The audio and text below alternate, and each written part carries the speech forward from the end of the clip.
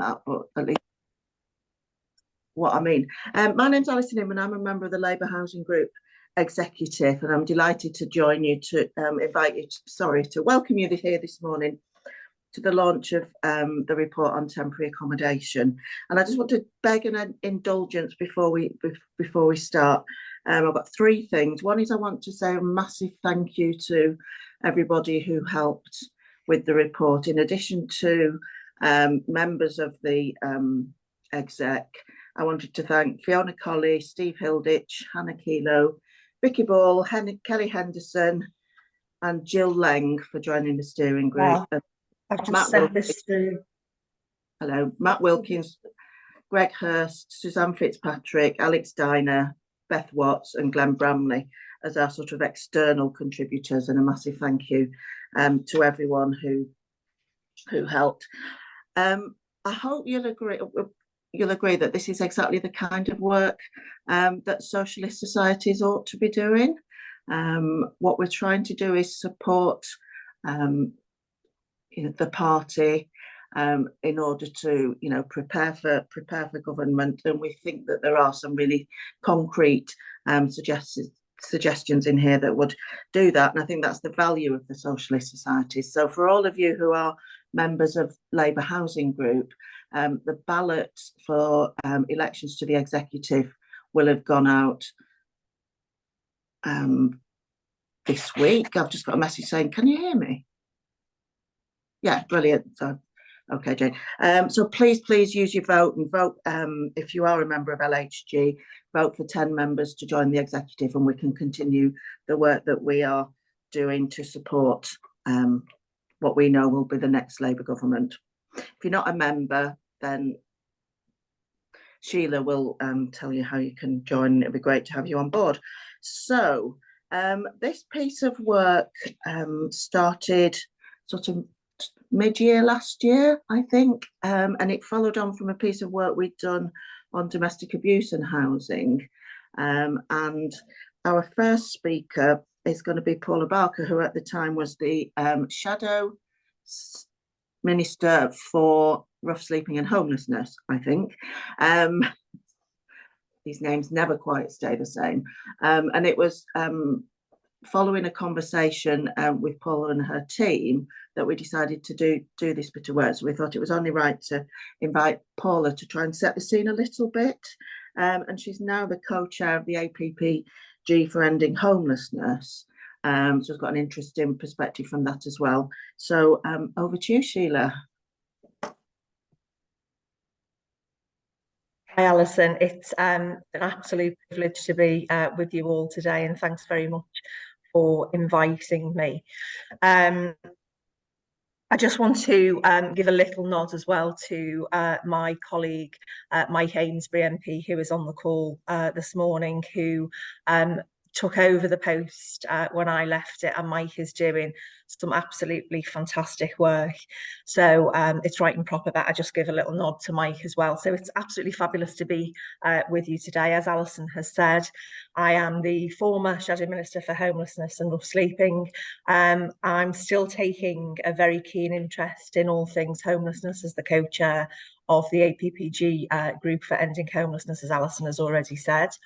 And it's really, really wonderful to see colleagues from the Centre for Homelessness Impact on the meeting today, because your organisation's support for me when I was Shadow Minister was absolutely invaluable.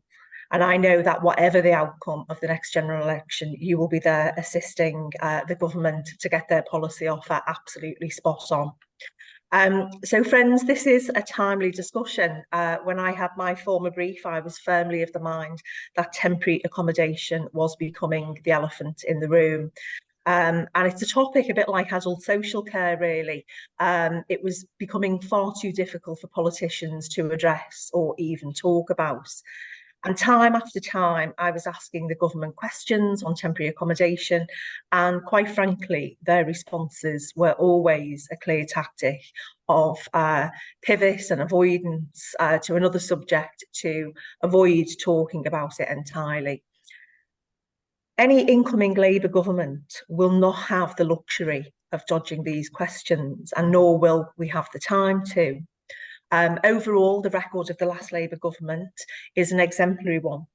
But it took us some years and considerable public pressure before we took strong action to reduce the numbers in temporary accommodation. And when the last Labour government demonstrated the political will, with all the levers of government pulling in a similar direction, we were actually able to halve the number, getting it down to around the 50,000 mark. And at one point, we were able to totally eliminate the use of bed and breakfast to temporarily house children over the 6-week period. And since 2010, the numbers have doubled, with over 140,000 children stuck in temporary accommodation, a national bill of 1.7 billion, and the very real threat of councils going bankrupt because of the tab they are picking up for homelessness. And since the implementation of the Homelessness Reduction Act of 2018, 57% of councils have reported an increase in the use of temporary accommodation.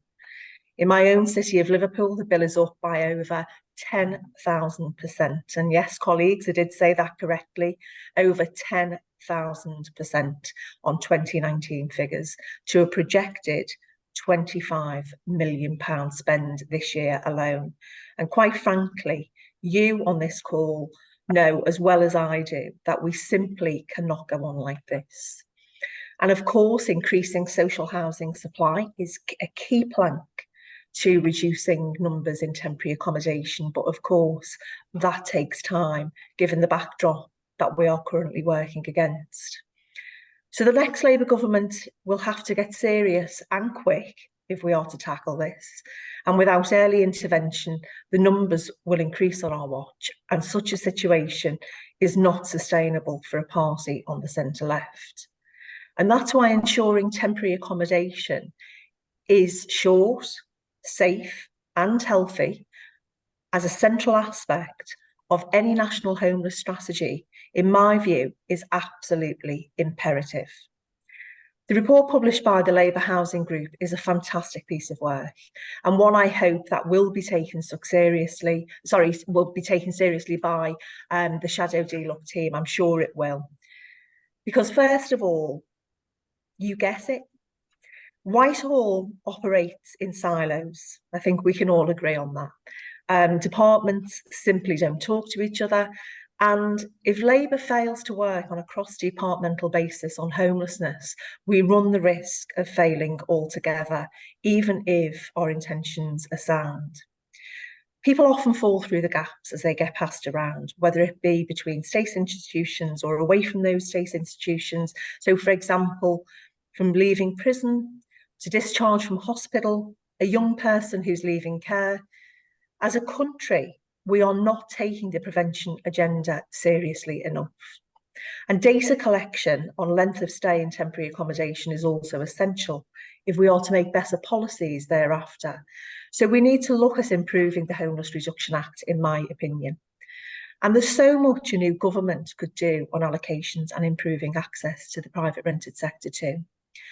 Some of the bigger issues associated with temporary accommodation will cost money, and we need to be alive to that reality. Delayed investment now will build up a cost later, so I absolutely applaud the reference to the invest to save argument. On bigger issues that requires deep work is standards to temporary accommodation. The APPG for TA and Dr. Laura Nielsen has done some fantastic work recently exposing child mortality rates in temporary accommodation, and that being attributed to the lack of basic provisions such as costs. And that is literally just the tip of the iceberg. And this is 2024 in Britain, colleagues. So what we need is wholesale changes at the regulation level. So friends, to sum up, please read the report because it is an absolutely fantastic piece of work.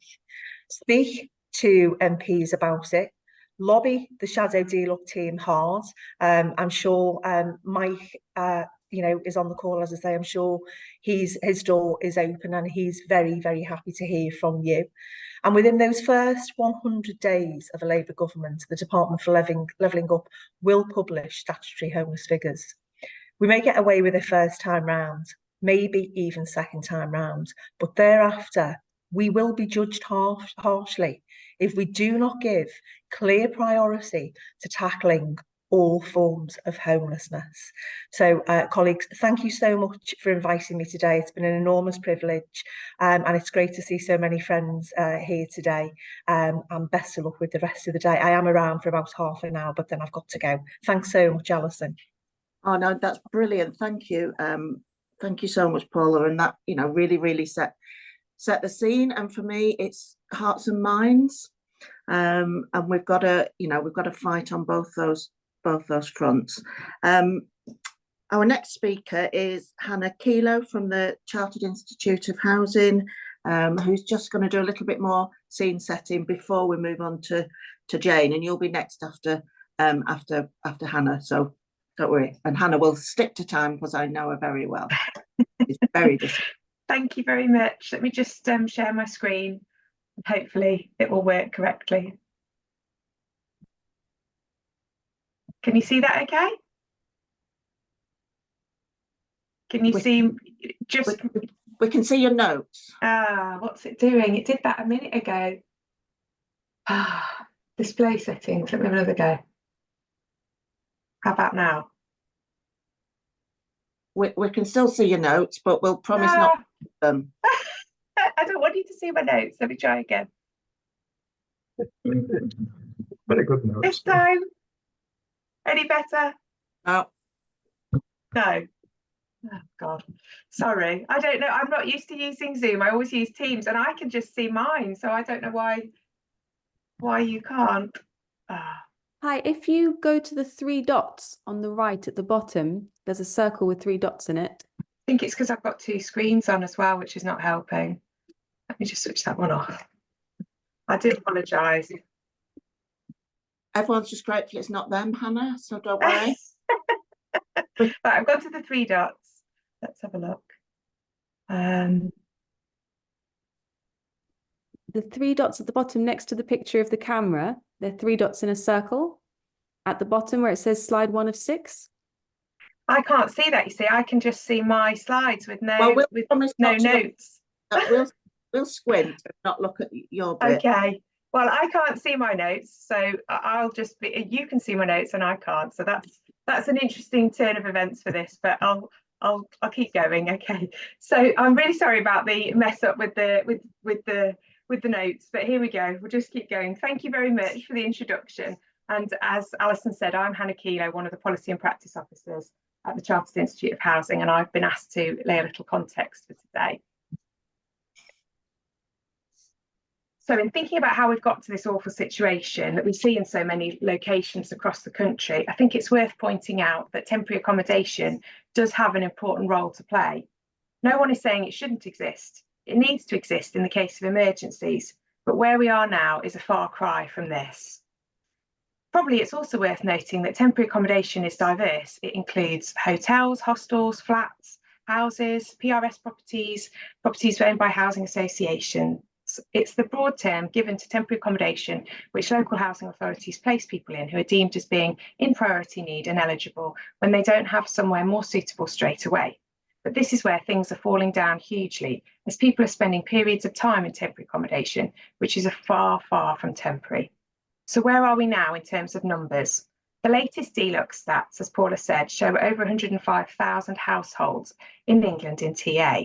So when I did a little check of the census, there are around 105 households in Wolverhampton. So that's the kind of numbers we're talking about, a situation where the equivalent of every household in Wolverhampton living in temporary accommodation. And there's almost 140,000 dependent children living in temporary accommodation. By my estimation of an average class size of 30, that's the equivalent of over 4,666 school classes, or 222 three-form entry primary school level primary schools worth of children living in TA. The numbers are epic and they're just going up. Those Deluxe numbers last year showed a 10% rise in households living in TA, and the number of households with dependent children living in B&Bs has increased by over 130%, and correspondingly the numbers of people over the 6-week limit has also gone up around the same amount. So the reality, it's important that behind those numbers is people, and now in the majority of cases, it's families with children living in TA. These stats here are from Shelters Living in Limbo report, which came out last year, but I literally could have filled this whole presentation because there's so much evidence out there, there's so many stories, there's so many statistics, and it really needs listening to. It's been rising up the agenda steadily of the housing sector, from Daniel Hewitt's special reports to UCL research about the impact of living in temporary accommodation on children under 5's development, and an APPG on this very topic. But it must be going up the agenda for the government and a new government. Living like this is really bad for people. It's bad for people's health, it's bad for their physical health, it's bad for their mental health, and that's for children and for adults. TA is usually very overcrowded, it's often poor quality, it's traumatic. There's a lot of stress involved, a lot of uncertainty, not knowing how long you will be in TA for, not knowing when you might be moved, because moves of placements are also very frequent. Out of area placements are also very common, which puts a huge strain on families, getting children to school, getting to work, being cut off from their support networks. How do you cook a decent meal for your family when you've got no kitchen? Perhaps you've only got a kettle. We've recently heard stories of parents trying to heat up tins of baked beans on radiators. How does your teenager do their homework when they don't have a desk and they don't have any Wi-Fi access and all they can do is sit on a bed that they share with their sibling to study? How does your toddler learn to walk when there's no room for them to do so? How do you ensure safe sleep when your baby doesn't have a cot or even enough space for a Moses basket? According to the National Child Mortality Database, between 2019 and 2022, staying in temporary accommodation may have contributed to the sudden and unexpected deaths of 34 children. Home is our foundation for life. It's our fundamental building block for everything else, for health, education, employment. It's all so much harder without a stable foundation of a decent and secure and affordable home. TA is not that. It's not even close. And yet we're now in a situation, particularly in some parts of London, where some children actually spend most of their childhoods living in temporary accommodation. So temporary accommodation has a huge personal cost, but it also has a huge cost to the public purse. That cost was estimated last year alone to be £1.74 billion. Last autumn, more than 150 local authority leaders in England signed a letter warning that the cost of providing temporary accommodation threatened to overwhelm their budgets. 50 council leaders held an emergency meeting at Westminster in January, warning government that the cost of TA is pushing them to the brink of bankruptcy. Eastbourne's council leader said at that meeting that they are spending 49p in every pound of taxpayers' money on temporary accommodation, and they won't be the only ones. So the system is entirely silted up. Councils can't move people on to more permanent, more suitable housing because of the lack of affordable housing options at their disposal. And the lack of affordable housing is one of the key drivers for people ending up becoming homeless and needing temporary accommodation in the first place. Over recent decades, we have systematically failed to build enough social housing. Private renting costs have soared, and the local housing allowance has failed to consistently keep pace with inflation. Couple all this with other factors driving people into homelessness: a cost of living crisis, rising numbers of no-fault evictions, domestic abuse, underfunding of homelessness prevention services, refugees having to leave asylum accommodation once their status is granted with limited time and options. And here we are. Clearly, this can't carry on. It's really important to say that many local authorities are thinking innovatively about this. There's lots of really great work going on out there, lots of successful partnership workings, lots of people working tirelessly on this, and there are examples of success. This action is happening, but we need this to be a key priority for government. For this administration, for a different administration coming, this needs to be right near the top of their list. We at CIH were really pleased to be asked to be involved in the Labour Housing Group's work, considering what an incoming administration could do about the cost and condition of temporary accommodation in England.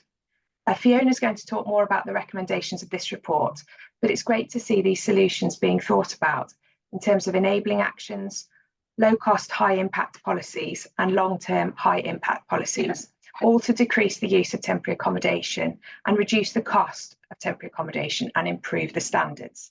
so that people's stays are as short and safe as possible. This absolutely will be a spend to save initiative, as the cost of temporary accommodation is too much to bear for society and for individuals. Decent, affordable and secure homes make our lives better, benefiting our mental and physical health and providing the secure foundation we all need. So if we are to build a more equal society in which everyone can thrive and contribute, we must make sure that everyone has access to a decent and affordable homes. And this means getting rid of a situation where people are trapped in temporary accommodation, with temporary accommodation becoming an unofficial tenure in itself.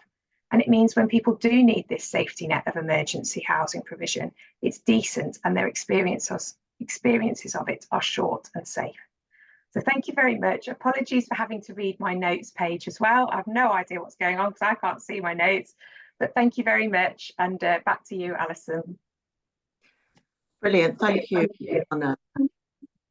Well, we could only read some of the notes, and I'm incredibly impressed that you managed to, you'd learnt them off by heart. You are an absolute queen.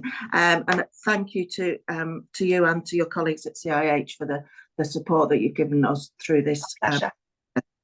Our next speaker is Jane Francis, who has got to get to a meeting pretty quickly. And again, just a massive thank you to Jane for coming along today. We're all well aware of the dreadful issues that you're having to deal with in Birmingham, unspeakably difficult decisions that you're having to take as an administration.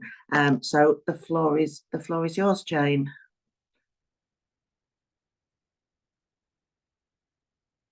We can't hear you, Jane.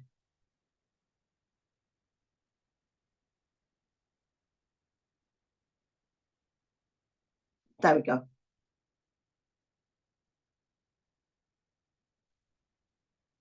Oh, hello. Can anyone else hear Jane?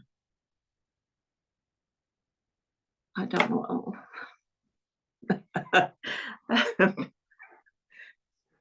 This is when everybody looks at Frankie because he's the youngest person on the call. So we all assume that he can mend the internet. Yeah, Jane, are you connected to the computer audio? See where it says the microphone in the bottom left? And there's like a little arrow above it. Have you selected your microphone?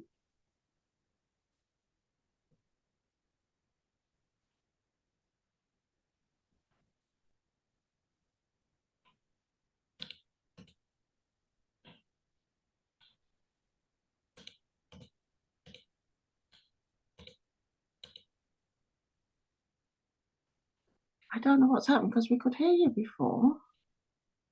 Yeah, I don't. Could somebody make this all work? That would be really good. Right. Okay. So while have we got Jess? Yeah, I'm here. Brilliant. Never been so pleased to see you, love. Would it be helpful maybe if we give the floor to Jess for a minute, and then hopefully Jane will be able to join us, speak to us in a minute. You're both here to talk about Birmingham and the experience on the ground there. So Jess, do you want to? Okay, so I mean, Jane will not only did I not write notes that you can see, I just don't have any. So Jane will be able to give you the data, I'm sure, much better than I will if she ever manages to speak. But I mean, it has been, I mean, Birmingham is the worst site of the poor use of and the proliferation of temporary accommodation across the country, and there's a number of reasons for that. I mean, the first being the very high rates of homelessness, what seemed to be for some years building up to this becoming the pinnacle that it is, Birmingham. And maybe this is because it's it's in the middle, essentially becoming a sort of tramping spot where people come from all over the country. There was a situations for a very long time, certainly, that people from London were being rehoused in Birmingham, and what was created was essentially well, I mean, like sort of the nation's hotspot of homelessness, even though obviously rates of homelessness in a city as big, populous and poor as Birmingham is, means that we have a homegrown supply issue of people in need of emergency accommodation. However, there was a sort of creation of a marketplace, but put no, more politer term on it. It was a market. A market was created. Birmingham also has a high amount of large Victorian properties that are still available for relatively cheap prices, and so the availability of cheap accommodation, a creation of demand from a market force meant that Birmingham essentially became the home of very bad temporary accommodation. It is a total and utter blight on every single part of our city, apart from the places where it costs £1 million to buy a big house. But they are very few and far between in a city like Birmingham. So basically, the situation, I mean, when Paula said that £25 million was being spent on it in Liverpool, we dream of such figures. Every year, over £100 million in housing benefit is spent on very, very bad accommodation in Birmingham.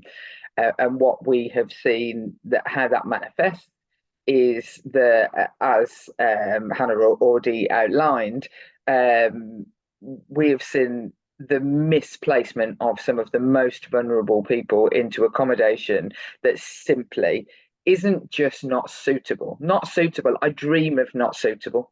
Not suitable would be the absolute pinnacle. I mean, I've lived in not suitable accommodation. It is dangerous. It is actively dangerous. And in the area of work that I focus on, in cases of domestic and sexual violence, you see victims of domestic and sexual violence being put into what is called refuges, not refuges by any standard that anybody would ever agree to. Even the most, your capitalist landlordist, like nobody would agree that this was a refuge. You see them being put into refuges. So I took a case to Michael Gove some years ago of a 17-year-old. 17. Why a 17-year-old is being put into this sort of accommodation? Full stop. Let alone what I'm about to say. So she had been raped by a family member, could no longer live in her family home, and she was housed in essentially what was a bail hostel for some people who had raped people. Now that is unimaginable to most people, and it was only because I raised the story both in public and to the government that actually she was then given a direct move. One of my constituents asked if they could come out of temporary accommodation, and they'd heard on the grapevine that they could have a direct move, be taken out of the list system in Birmingham this week. And I did want to laugh in her face at the idea that I have seen one instance in my entire 10 years of dealing with trying to get people in and out of this temporary accommodation. I've seen one instance of somebody not left just dwindling on the list. The other problem that my constituents face when they're stuck in this accommodation is the cliff edge of not being able to work so many hours. It is essentially the poverty trap that we talked about 10 years ago. So look, I don't need to prescribe the problem to this group of people. It is well known. As somebody who has worked in supportive accommodation for many years before I was a member of Parliament, the solutions which have been outlined in your report are all exactly right.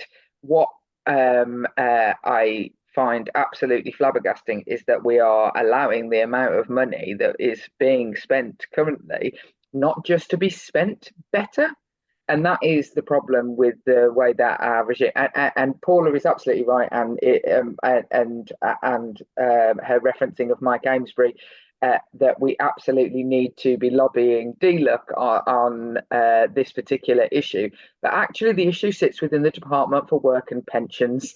The Department for Work and Pensions need to read this report, because it is actually housing benefit, a spiralling housing benefit bill And the difference between the way that we allocate and commission supportive accommodation versus the amount that comes from housing benefits. That has caused the issue. Part of the problem for politics is that there is about 9 people in Parliament who understand this issue, and that has been a deficit, I have to say, in trying to argue it. People understand bad accommodation, people like making loads of money, they don't understand the subtle differences and the commissioning environment for supportive accommodation. Now, I don't mean to bang this drum, which I'm sure many people in this meeting have heard me before, but why on earth wouldn't we just bring back supporting people? The supporting people system that I mean, it wasn't perfect, don't get me wrong, and there's no doubt that there was money wasted. However, the supporting people programme under the last Labour government, which the Labour Party should admit it failed on when it took away the ring fence on that, in an environment where local councils were being starved of funding, was always going to end up where we ended up in actual fact, and that is councils basically having to try and go out and find temporary accommodation without the same benefit of the supporting people rigour. The rigour that was provided by the commissioning of supporting, why wouldn't you take the £1.74 billion and just give that to a supporting people programme? I have absolutely no idea why that wouldn't be a better idea, because the standards that we had to meet to reach a supporting people commissioning framework would be unrecognisable to the people who are currently running this temporary accommodation and making millions of pounds out of it. Also, the level of floating, I don't know why, but we called it floating support. The level of floating, because it wasn't bricks and mortar, it floated. The level of floating support that was provided by the supporting people contract recognised that it wasn't just that a roof over your head that you needed something to stop you ended up needing a roof over your head, and that funded masses of diversion from homelessness services. So in Birmingham, before Jane's time, in fact, when I was still on the council in Birmingham, we had a scheme. It was back in the days when we had homelessness. We used to have housing officers in every area. We have one now for the entire city, so it's manna from heaven. But at the time we had 10 different homelessness officers, one in every single constituency, including mine, and in those were housed domestic abuse support staff through Birmingham and Solihull Women's Aid, and it reduced them being placed within the floating support service, being placed within the homelessness support service, dropped homelessness in cases of domestic abuse, which is the single biggest reason for homelessness in Birmingham at the time. It dropped it by 50%. We literally reduced homelessness by 50%. So we know what works.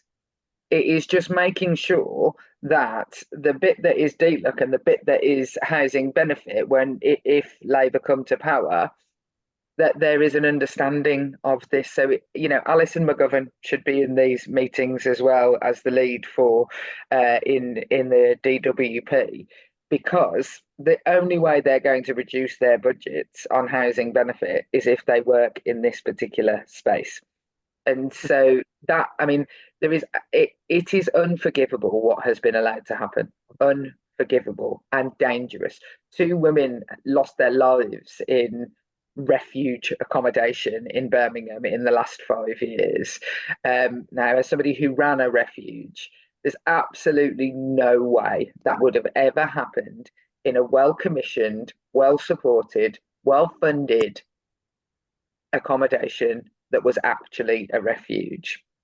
I will finish my remarks by just saying that I was in a taxi about a year ago, and the taxi driver, your normal patter, been a busy night, and he said it's actually my last night. It's actually my last night being a taxi driver. I was like, "Oh, what are you going to do?" And he said, "Oh, I bought a property and I'm turning it into supported accommodation." And I said, "Oh, you got any training in mental health, or ever worked in a prison, or?" And he was just like, no, just setting up a house. It's like, that is mind-boggling. And weeks later, without any regulation to stop this, he would have been allowed to have somebody with paranoid schizophrenia, for example, living in his accommodation, also next door to a 17-year-old rape victim. Do I think, I'm sure that taxi driver was a lovely man. Do I think that that is what it reaches the threshold for supportive accommodation? No, I do not. We need to work out how it interacts with our welfare system, both with the cut-off and the edge and the amount of time people get stuck in this accommodation. And we need to ensure that there are standards that have to be met. Brilliant. Can anybody hear me? Yes. Oh my Yes. goodness. Let us okay. Rip my hair out. Oh, we Stop can. it. Brilliant. I think you can have me for about 3 minutes. Can I just say hello, give significant apologies? Thank you to Jess for setting a perfect picture of what's gone so disastrously wrong in Birmingham for so many years. There is a massive amount of work to do. I hope this conversation today will be the start of something else. Your colleagues, you'll be aware that we've got some particular problems in Birmingham at the moment. Not only are we effectively bankrupt, we've got commissioners who are determining who we are and what we do. We're absolutely having to prioritise setting a balanced budget, and that's going to mean that we have to make some very hard decisions. However, within that, we have managed, I think, to secure some good things for Birmingham, the Housing Directorate, but I don't want to bore the pants off you with facts and figures, but if I can just share with you the fact that Birmingham has seen, since 2020, a 50% increase in homelessness presentations. The biggest rise, according to our directorate, is in single people, but of course we have a significant number of families as well. We've got in excess of 23,000 people on the waiting list. So literally, we can neither acquire or build houses fast enough. It's dreadful, truly dreadful. And we know that we have people, particularly families, in temporary accommodation far too long, and we all understand the disruption and the chaos that ensues from that for families, particularly those with children.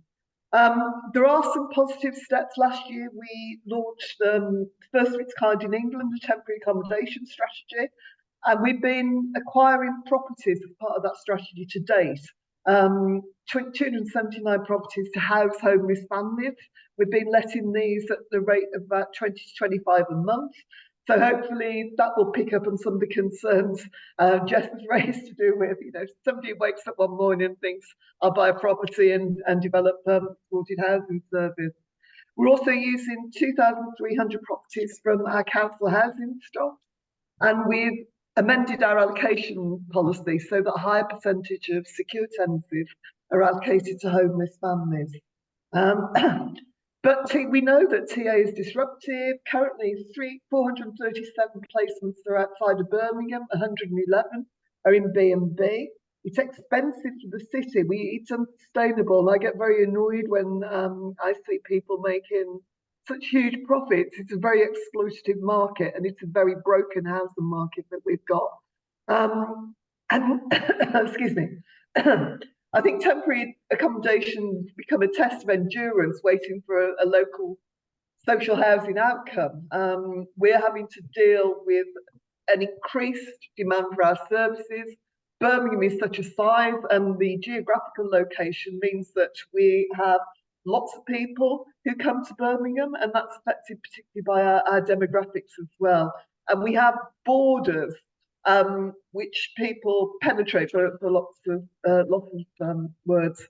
You will, colleagues, you'll have to forgive me. I'm going to be toast if I don't leave this call in a minute, because I've got to vote on our draft budget at the moment. So huge apologies. Thank you to Jess again for setting the scene.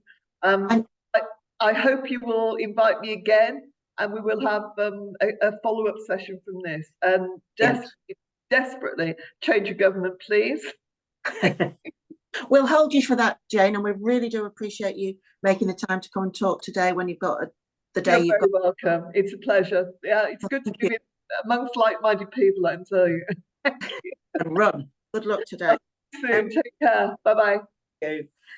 One of the things I remember Jess saying a few years ago that really hit home to me was that you, and I use this, so I hope it's true, I use this a lot, that you'd had a family in refuge who were put into temporary accommodation on the M5 services at Frankley. Is that not you? Yeah, all the time. That happens all the time. Just the thought that we've got to a situation where a family's needs are, deemed to have been met on a service station, in a travel lodge, in one room. We've got to be better. We've got to be better than that, and we need to tell those stories. One of the things, Jess, I think we don't do, and I don't know, we need a friendly economist looking at someone like Glenn.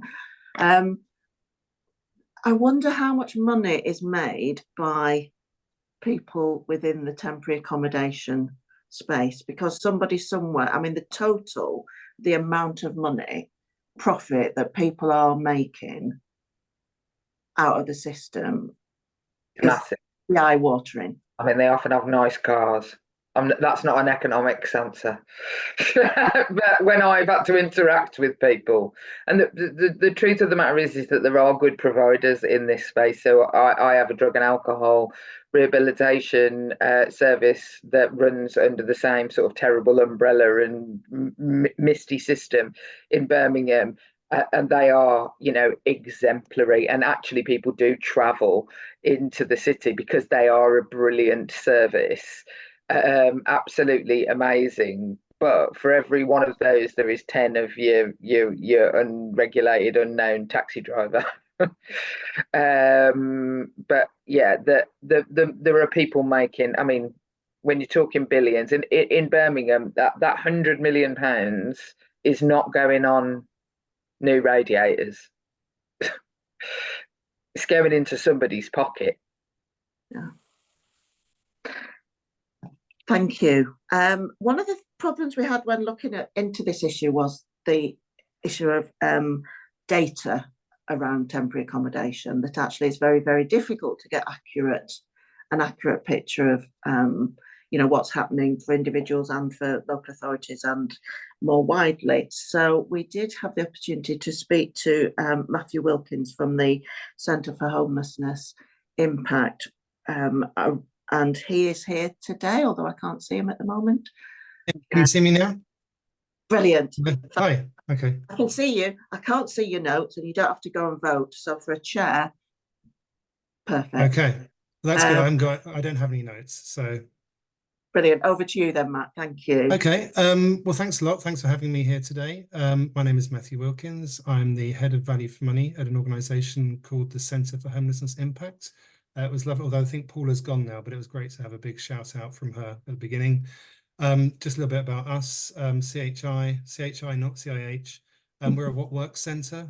We aim to do what NICE, the National Institute for Health and Clinical Excellence, does for health, but for homelessness. So our mission is to tackle homelessness more effectively through better evidence about what works and through better data, which I'll talk about in a minute. I should add as well that we are totally independent and apolitical as well. But I'm the head of value for money. With my work, I've been working with local authorities both in England and throughout different parts of the United Kingdom to work with them to more fully understand the value for money of their provision for homelessness services, with a particular focus right now on temporary accommodation. That's where the money is, that's where the numbers are, that's where the people are. So I've probably been to more local authorities, seen more temporary accommodation than a lot of people. I think to go back to what Paula was saying at the beginning, what's really interesting is I've been working with local government finance for a number of years. A few years ago, the things which were really worrying local authorities were adult social care and children's social care. But now, whenever I've been in a local authority, most, not all, have pointed to the cost of temporary accommodation as being a real strategic financial pressure. And that's something which I'd argue has emerged in recent years. I'll talk about data in a minute, but I think the first thing that we would want to say actually as an organisation is that a lot of the rhetoric around temporary accommodation is negative, and rightfully so. I mean, some of the issues that Jess has pointed out are very pertinent. There are huge concerns about the quality, about the financial pressures and the impact it has. I think it's really imperative that we remember that actually this is a hallmark of a civilised society. In a lot of countries, if you're facing homelessness, a lot of European countries, North America, you'll end up on the streets or in shelters. Whereas we have this thing, this temporary accommodation, which we should be proud of. But the job now is to make sure that it works as effectively for people as possible by enabling them to go into it, be safe and secure, and emerge from it quite rapidly. And we'd argue that data, although it's not particularly sexy, is a real key part of that. We've already, Hannah excellently touched base on the situation with data. We've got some big headline figures, obviously, 106,000 households in temporary accommodation, 140,000 children. And if you look a bit below that, some of the key numbers in bed and breakfasts, number of families in bed and breakfast more than 6 weeks, all of these figures very high, if not at record numbers. Obviously, it's February. We're going to get new data this month, and it looks like, I'd argue, the figures are going to go up and probably continue to go up for a while as well. So got some big headline figures, but then what we found with our analysis is when you really, I mean, as you said, Alison, when you really sort of pick below the figures, there's a real issue with data. I mean, one of the things is we talk about this 105,000 figure for numbers in temporary accommodation. Actually, some of that is estimates because a large number of local authorities do not share all the information they need to with central government in a timely manner. Those that do, our analysis suggests that there are some concerns about the robustness of the data which is used in temporary accommodation. We found that different local authorities will often record similar activity in very, very different ways, for example. And we suspect from our analysis that the overall cost may be marginally underreported. The total figure of spending, because things aren't being recorded, could be higher in different places. As I mentioned with our work, we work very closely with local authorities. We go in, we work with them to understand their cost of temporary accommodation. And inevitably, when we work with a local authority, there's always more that could be done to fully understand the costs of working with people in homelessness of temporary accommodation. So there's huge gaps underneath the figure. And, you know, you could easily say, well, why does this matter? Yeah, it's just data, right? It's not particularly interesting. And my immediate response to that is, well, you wouldn't excuse this if it was in a school or a hospital. You wouldn't say, well, we don't really know what the cost of that operation is. We don't really know whether it works or not. This is a large amount of spending. It was interesting to hear people talking about how much is spent, private landlords, etc. Of that 2 billion, probably around 500 million pounds was spent last year on hotels and bed and breakfasts. So we know where money is being spent in a way which does not appear to constitute good value. But without good data, I'd argue we don't know properly how best to spend the rest of the money. We kind of know what works. We don't know how to compare different types of intervention, how to get the best out of temporary accommodation. We also need to use data more to fully understand the impact of this on people and people's lives. And there's been some excellent research done by Shelter on what could be the consequences of being in temporary accommodation. There's a lot more to be done on sort of the intergenerational impacts. I mean, we know, for example, in London, if you're in temporary accommodation, the private rented sector, you could be there for around 5 years. What are the consequences of that? You know, what does that mean for someone's employment, you know, their retainment, etc. And we also think there's a barrier from the lack of data to really enabling local authorities. There is good practice. There's lots of people who are doing good things, who are working well, but without good data, local authorities can't properly share with one another about what good practice looks like. So there's always barriers without good data to really making sure that temporary accommodation can be used properly, effectively.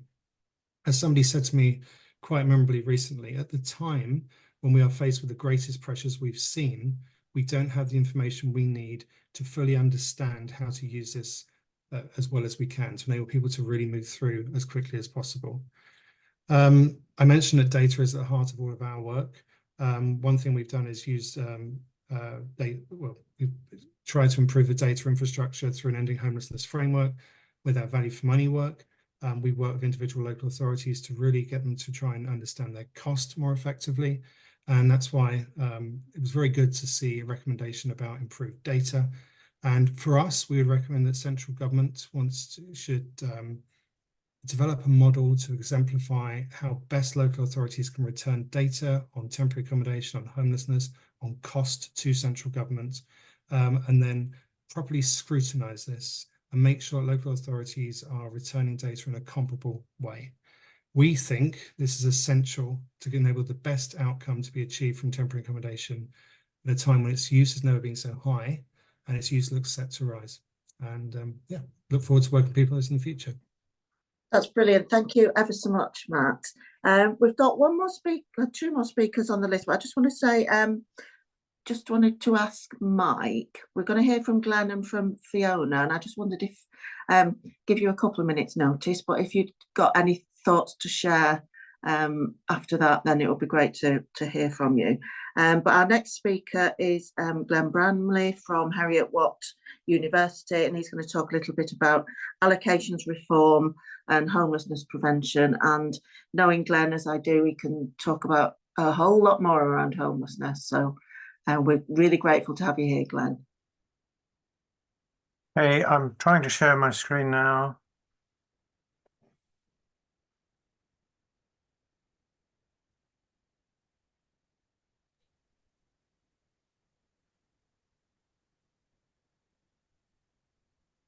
Brilliant. Right, yeah, I think this is the right one. Yeah, so I'm part of the team from Heriot-Watt University, which works with on a long-term basis with Crisis to produce the Homelessness Monitor series. So my springboard is the one we did for England, which we published last autumn. Colleagues like Suzanne Fitzpatrick and Beth Watts, whose names have already been mentioned, are key in this process. But I would emphasize that although we published it in the autumn, a lot of the basic analytical work was done in the spring, and it's been a very fast-moving situation. We try to update the picture in an ad hoc way, but there is always a time lag with data. The picture in terms of total homeless applications in England wasn't that dramatic, but there was definitely, although that number had dropped a bit in the COVID and post-COVID period, it obviously was rising in the last full financial year that we had data for quite significantly. We found from our survey of local authorities that our key respondents who work in the homelessness intake, if you like, more of them reported an increase in footfall than at any previous monitor study going back to 2011. So their perceptions were that the situation was definitely deteriorating in terms of total numbers.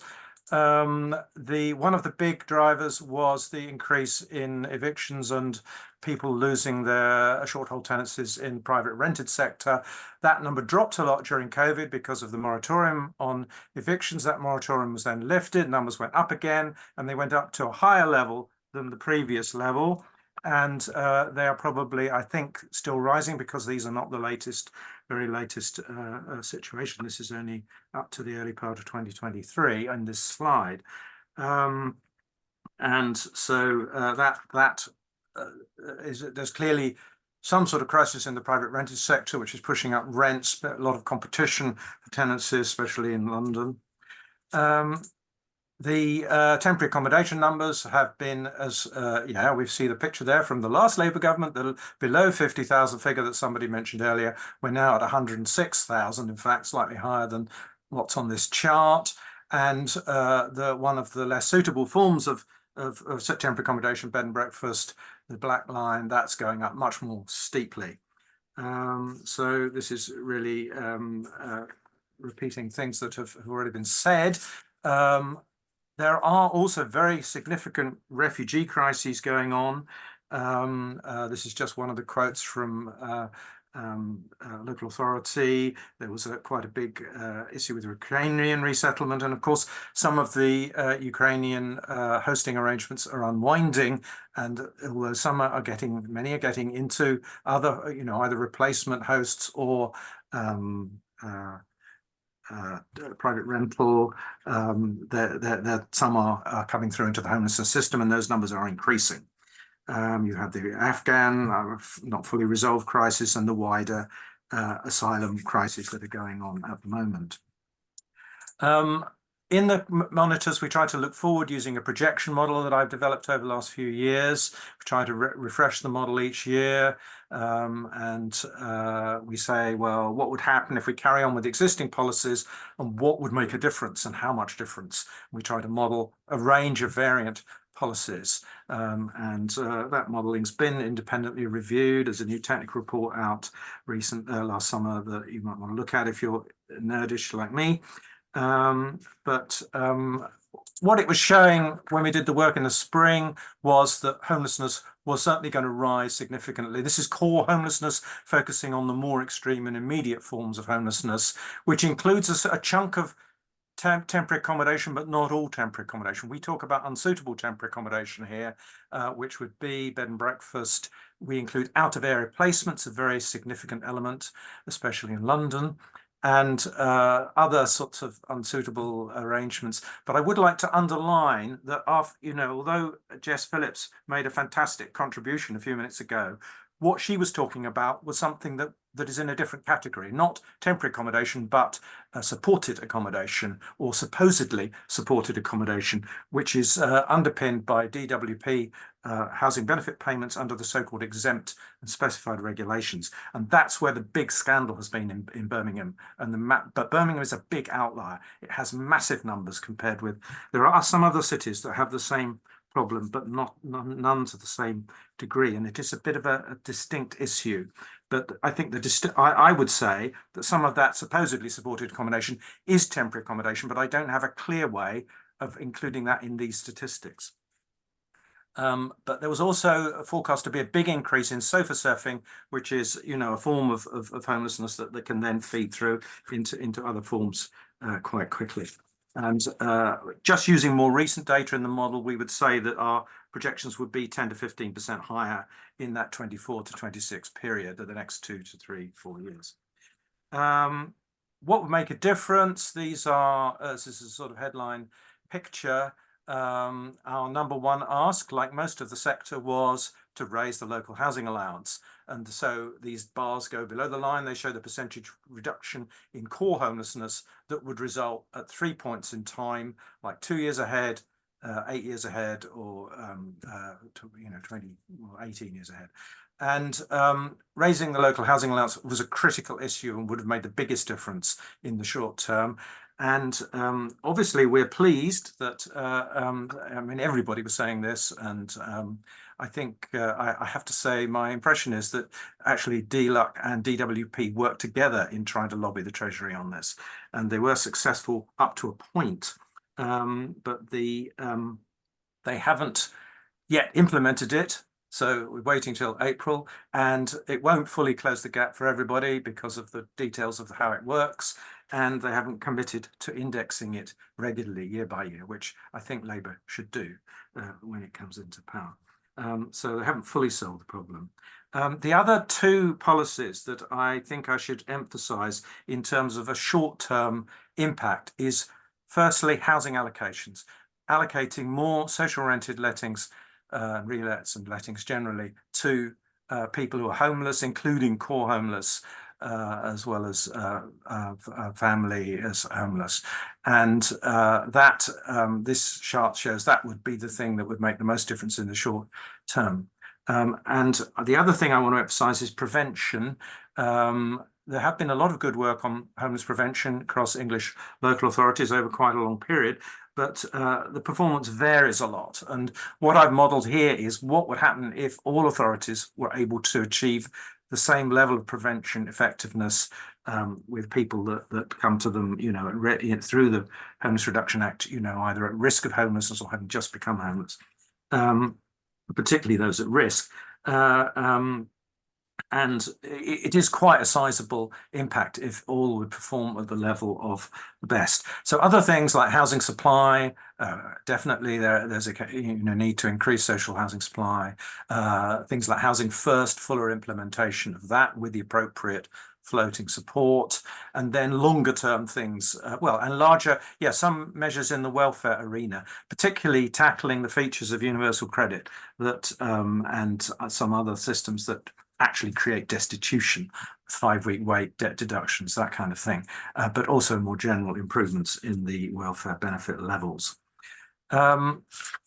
This is just another way of looking at this weird looking chart. Shows what happens if you pile up all of these policy measures cumulatively, how much impact you'd get. And we really could get core homelessness down, homelessness generally down, and temporary accommodation down quite very substantially, but perhaps by 50%, by more in London, if we applied all of these measures.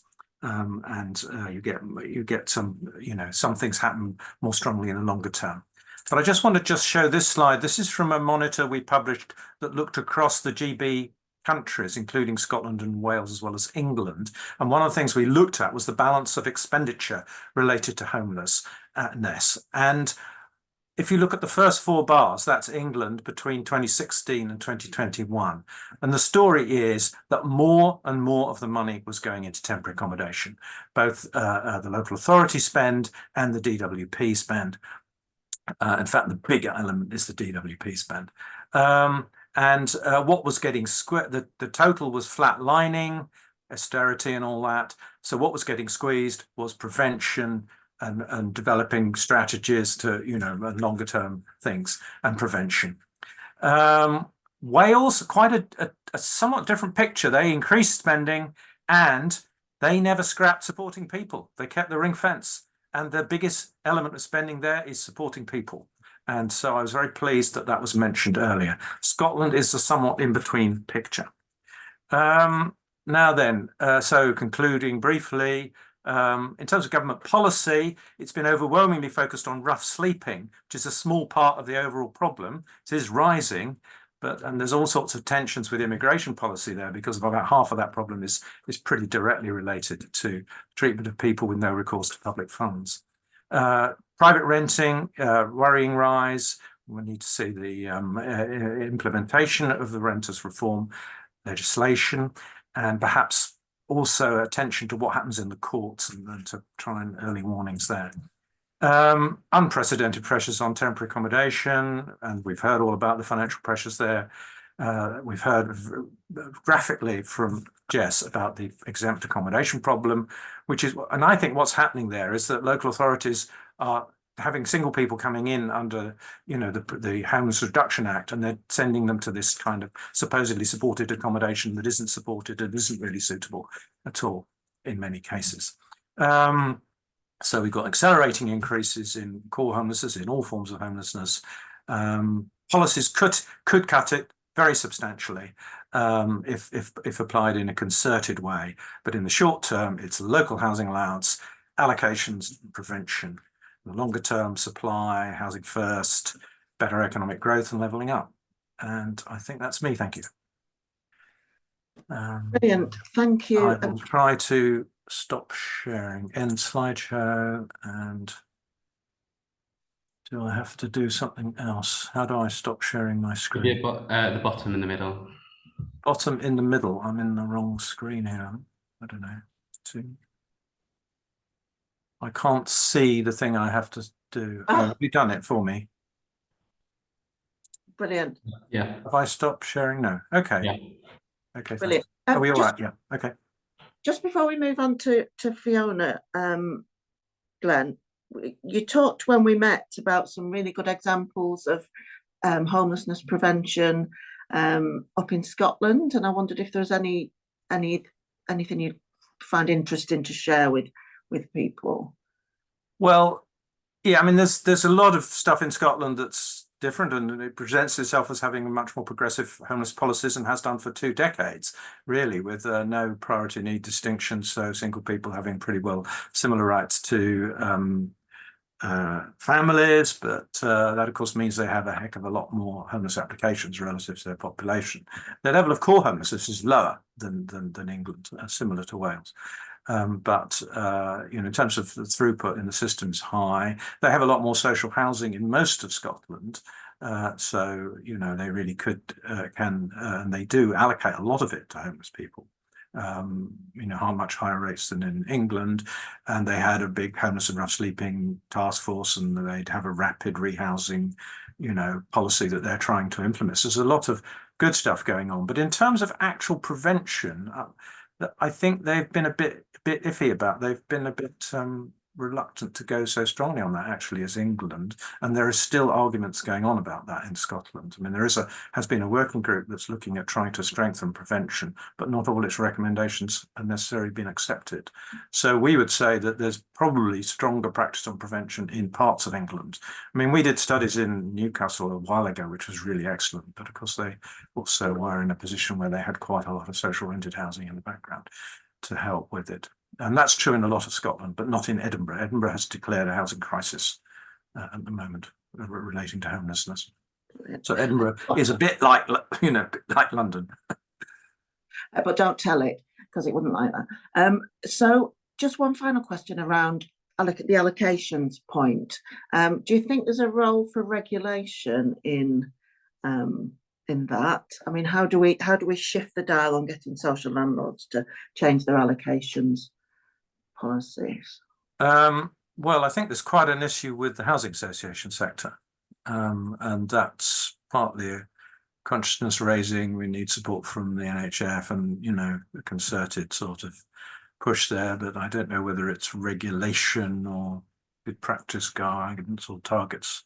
And I think, we could talk about it being something of an emergency situation, so that the proportion of lets to homelessness going up at least for a year or two until we get a grip of this TA problem. Thank you. And I commend people to look at the Homes for Cathy group of housing associations who are trying to sort of make a real difference in allocations in England. But our final speaker on the programme today is Fiona Colley from Homeless Link, and Fiona's just going to run through some of the proposals in the report. Thanks very much, Alison. For those who don't know, Homeless Link is the national membership body for frontline homelessness organisations. We've got about 800 members up and down the country, providing services like outreach and day centres, supported accommodation that is not the shady landlords, but the more traditional providers providing excellent quality services. So what we see as a membership body is these problems happening all over the country. The picture we've heard about in Birmingham spreading all across every neighbourhood now, all at the same time, whilst local authorities with their squeezed budgets are increasingly decommissioning services, support services, and the exempt accommodation funding model is increasingly the only game in town, creating those opportunities for exploitation. So I was really pleased to be asked to join Labour Housing Group's working group on temporary accommodation, because the temporary accommodation crisis represents a big part now of the homelessness crisis, and we can't tackle temporary accommodation without tackling homelessness, preventing it wherever it's possible and ending it as quickly as possible when we can't. We've seen lots of things covering. My job is to pick up some of those recommendations from the group that we haven't yet covered today. We divided our recommendations into 3 categories: enabling actions, some essential low cost and high impact policies that we could want to see implemented really quickly, and some of those big long-term high impact policies. We've had lots of those covered already. Glenn really talking about reforming allocations, about prevention, and prevention being everyone's business. It's not only about housing and DLUC. We need to see work in the health sector, in prisons, too often discharging people with nowhere to go, and certainly in immigration, where increasingly we are seeing people who've had their immigration applications accepted, refugees, being evicted with nowhere to go. Really pleased to hear Jess talking about the need to address housing benefit, welfare. These are essential if we're going to end homelessness. And we've also, what we haven't heard mentioned yet, increasingly, importantly, is the need, of course, to build more social rented homes.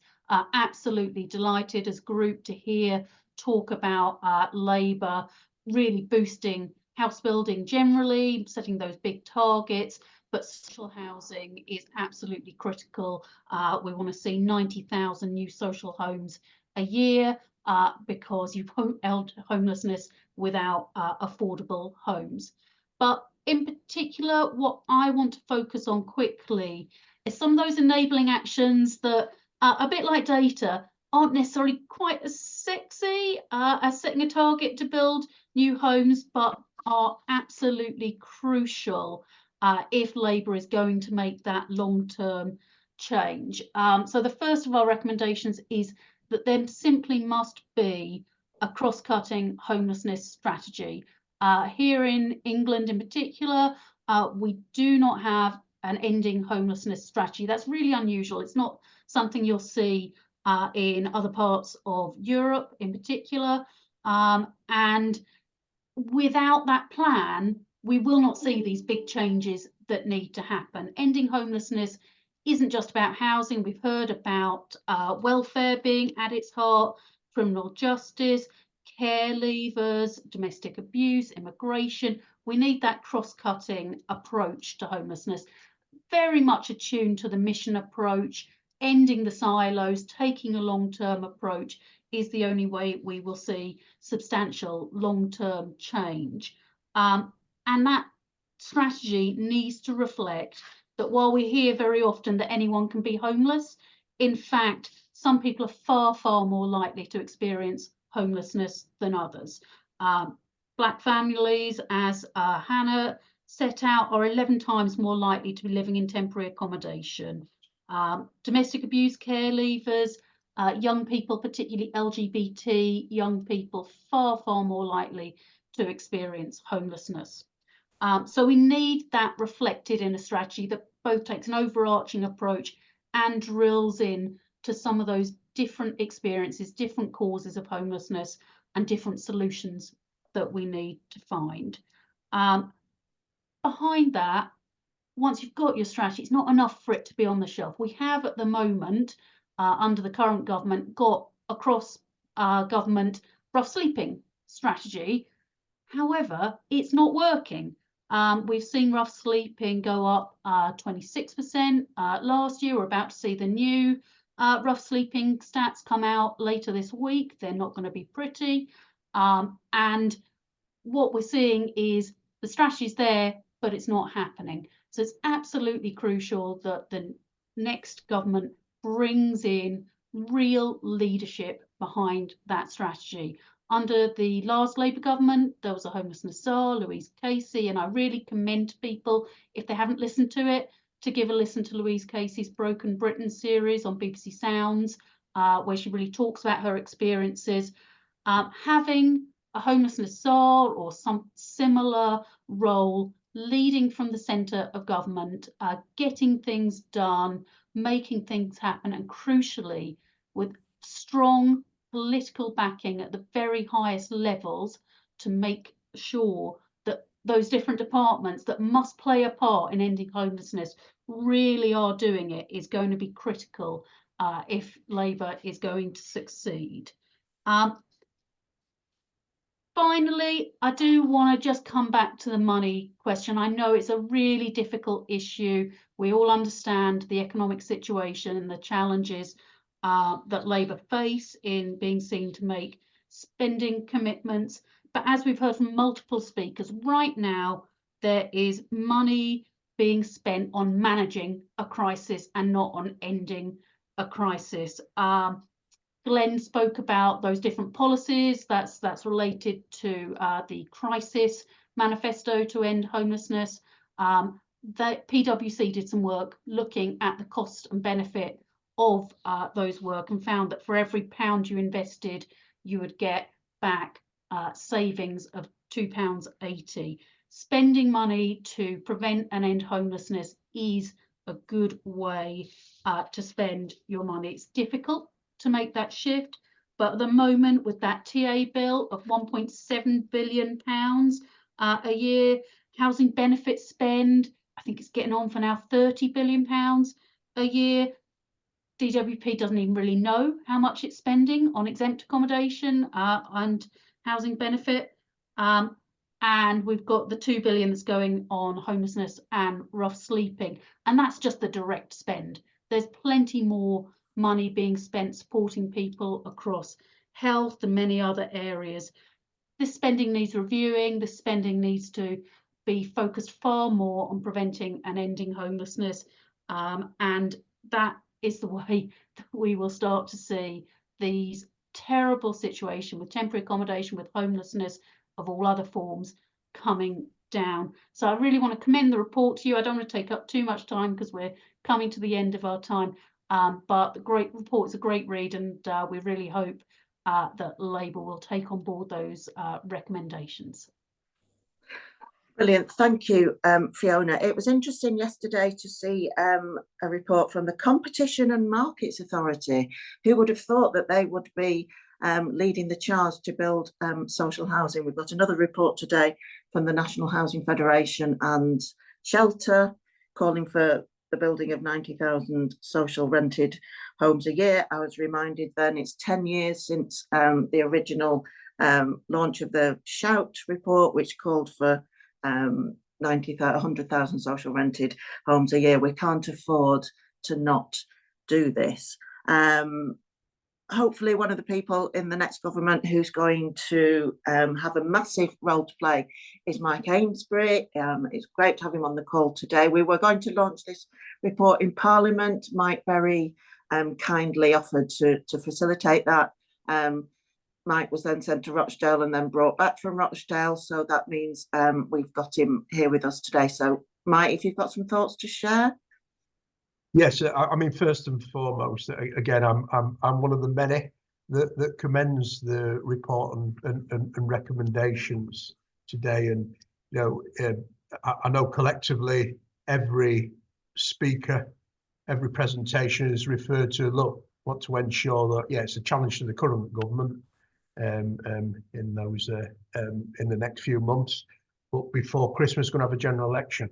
And it's a big challenge to the likes of me, Angela Rayner, Keir Starmer, in terms of the Labour leadership. But I've heard that call, and I've echoed that in various speeches I've made since I've had the brief in September, that there is a need for political leadership to end all forms of homelessness, and it does require a cross-departmental strategy. And the strategy for the long term there.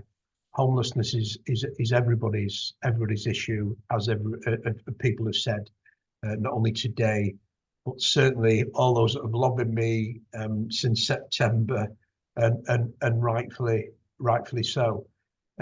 Yes, we look at what's worked in the past. We had Louise Casey, now Baroness Casey, of course, who I'm meeting with again in a not too distant future. And I have listened to the various podcasts as well by Louise, and you see I had that central drive, somebody charged almost with that missionary zeal, which made an impact in terms of rough sleeping, made an impact in terms of reducing child poverty, everything that know people are familiar with on this call. But there's some things we can do immediately, as in terms of policies. Section 21 evictions, for example. You know, we will end no-fault evictions. We're not going to kick the can down the road. We're not going to use a false narrative around court reform. It's going to happen in terms of a Labour government, as long as we ensure we've got a Labour government over the next few months. Matthew, that's very interesting on data collection. That's something that I've been discussing with my colleagues in the shadow team, after getting frustrated around assessing the data, whether it be temporary accommodation and much more. It's got to be an essential part of the mix, and a fundamental one is around supply. Yes, and I think you're right there, Alison, very timely today, the National Housing Federation report and the Shelter report. And it's almost that consensus, isn't it, around that figure, around the 90 to 100,000 per year. I can't commit a future Labour government to those numbers. You've seen the numbers of 1.5 million homes over that parliamentary term, that 5-year period. Of course, no government has ever achieved that unless genuine affordable homes, and by that I mean social homes and council homes, are a fundamental part of the mix. We've got to scale up to that figure, undoubtedly, but people in temporary accommodation, because there's not enough accommodation, there's not enough homes to go to, isn't it? Really, it is a little bit more complex than that, but actually it's still a fundamental in terms of supply. Practical things we can do. I heard the clarion call around the local housing allowance and making that sustainable. Certainly Jess, absolutely bang on the money, quite literally there with that role in terms of our friends in the DWP. An astronomical spend in regards to exempt accommodation, budgeted supported accommodation, and of course housing benefit as well. No, I mean that certainly should be focused on providing accommodation that is regulated, is of quality, and actually it's got to be about building bricks and mortar, hasn't it?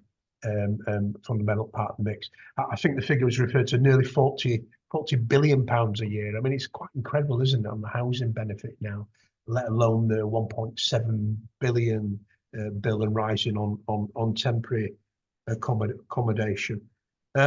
So, you know, I certainly look forward, I hope, being a minister rather than a shadow minister and working with all the good people on this call and well beyond, and quite determined, you know, as a Labour politician, as a social democrat, to ensure that we have good homes, open houses for all the people that we represent.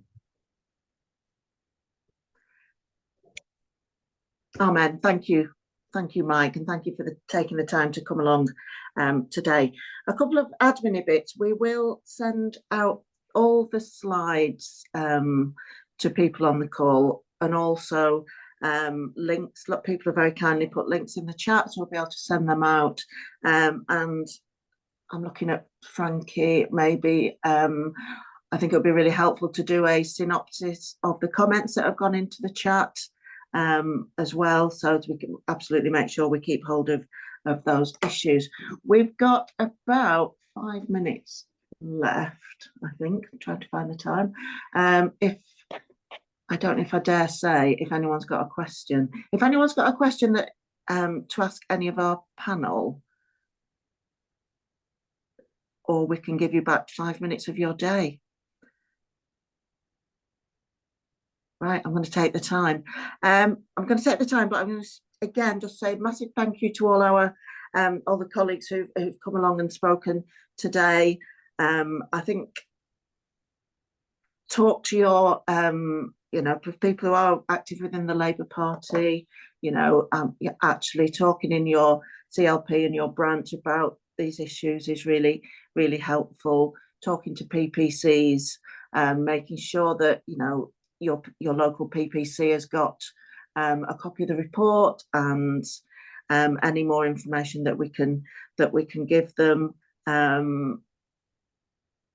It's great to feel that what we're doing may make a difference. It's been too many long years in the wilderness. Those of us who are as old as I am, I'm looking at Andy, as old as Andy as well, we, you know, who actually lived through a time where we did bring about positive change. And I think we've just got to keep hold on that. It can be done.